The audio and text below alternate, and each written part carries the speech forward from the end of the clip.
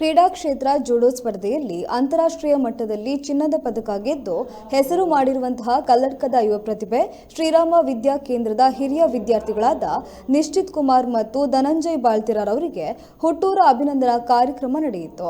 ನೇಪಾಳದಲ್ಲಿ ನಡೆದಂತಹ ಜೂಡೋ ಕ್ರೀಡೆಯಲ್ಲಿ ಅಂತಾರಾಷ್ಟ್ರೀಯ ಮಟ್ಟದಲ್ಲಿ ಚಿನ್ನದ ಪದಕವನ್ನು ಗಳಿಸುವ ಮೂಲಕ ಕಲ್ಲಡ್ಕದ ಕೀರ್ತಿಯನ್ನು ದೇಶದಲ್ಲಿ ಬೆಳಗಿಸುವಂತಹ ಸಾಧನೆಯನ್ನು ಮಾಡಿದ ಇವರಿಗೆ ಕಲ್ಲಡ್ಕದ ವಿವಿಧ ಸಂಘಟನೆಗಳ ವತಿಯಿಂದ ಕಲ್ಲಡ್ಕ ಪೇಟೆ ಇಂದ ಅಮ್ಟೂರುವರೆಗೆ ಮೆರವಣಿಗೆ ತೆರೆದ ವಾಹನದ ಮೂಲಕ ಸ್ವಾಗತಿಸಲಾಯಿತು.